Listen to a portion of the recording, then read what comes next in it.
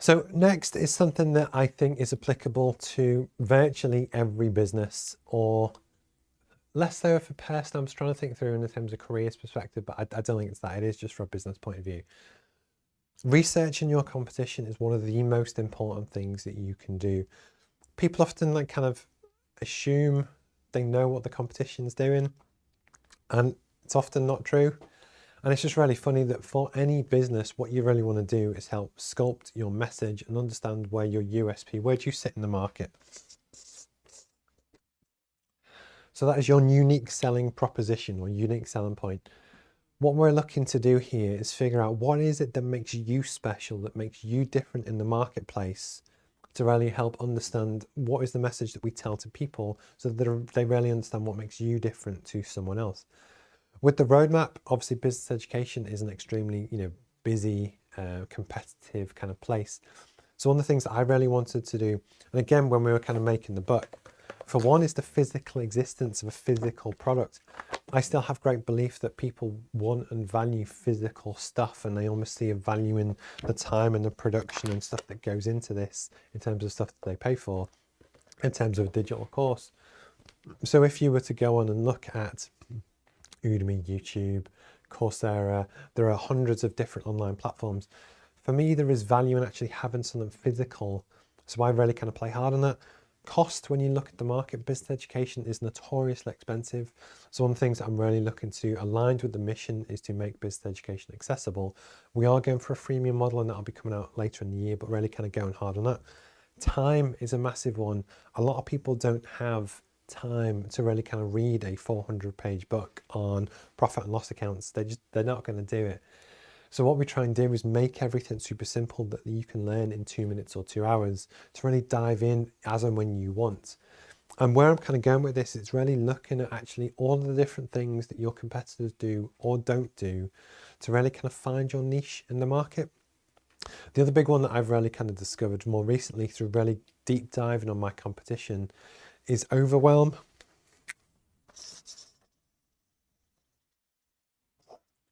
So when you actually look at the business education marketplace, I'm going to pick Udemy just as a prime example. They have 185,000 courses to choose from. 185. So imagine you're a target customer, you're a freelancer, business owner, whatever, and you want to help train up your team. Where the hell do you start? And then likewise, if you're a course provider, if you're not on page one of Google, are people ever actually going to even find you? But the point is, overwhelm is real in the business education marketplace. That, for one, there are hundreds of different course aggregated platforms. If you look at some of the ones which are linked with universities and stuff, there's so much to choose from, and they're crazy expensive. The point is, it's really complicated to actually try and figure out what to do next. So with the roadmap, we made a special effort that we include everything in one place. So basically, we offer one course. That course has everything you need to know, nothing you don't, and almost the opportunity that if you want, you can skip past different modules or topics, but at least you know as that resource, you've got something that you can really kind of use and keep. One of the things that I've really found interesting is that most companies suffer where you have your known competitors, people that you actually know exist, but there will be hundreds, if not thousands, of people that you don't know even exist that could be a really prime example, prime competitor for you.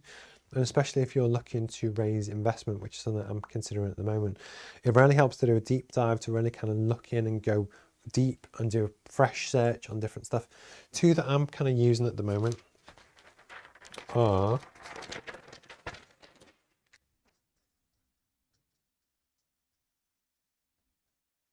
there's something called dealroom.co and a different one called Crunchbase.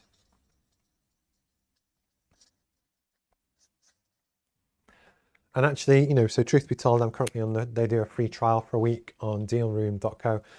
And what's really interesting is that you can go in and quite literally search all thousands and thousands of startups and companies and competitors and stuff that are kind of being registered around the world. That, for instance, you can look at your own particular sector. For me, for the ed tech sector, which is the education technology kind of sector, there are 43,000 companies listed.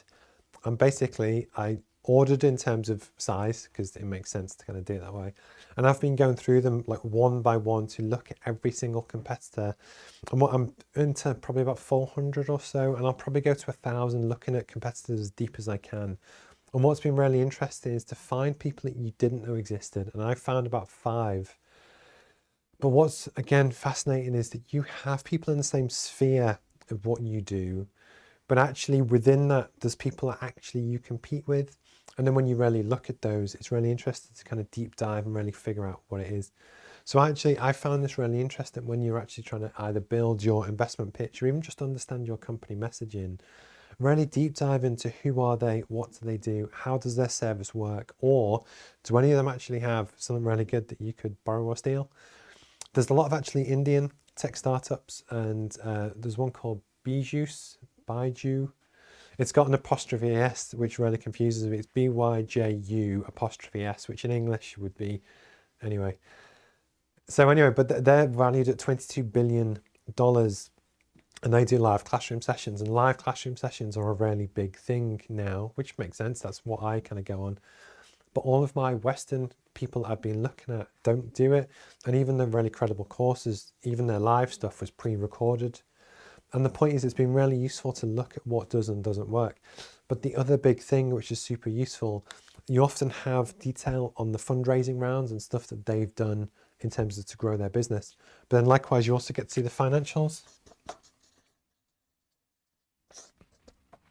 So one of the reasons why the financials are super important is because on a base level, you think, well, those guys have got $1 billion in revenue and they have 500 million users, which sounds amazing.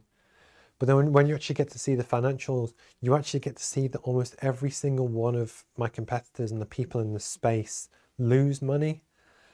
And why that's really interesting from a business strategy point of view, and I've spoken about this in the past, is when you do something called blue ocean strategy, which is how you really look at where do you sit in the market and how do you find your niche to kind of differentiate. The one big thing, which is arguably my biggest strength, is low overheads. And the more I can do that and build my model to be as aggressive on service offer and quality, but keep the overhead super low, actually the ability to, in theory, grow a business which is profitable, although that sounds stupid, is massively valuable. And actually, the more I look at competition, just having the conscious awareness to do that as a USP will give me really genuine kind of strength. The part of the reason why it's really, useful to to understand and research your kind of competitors, it really helps you, develop your understanding in the market about what can make you different and how to really play hard on that particular thing to help grow your business. So it's something that I wanted to kind of talk about today.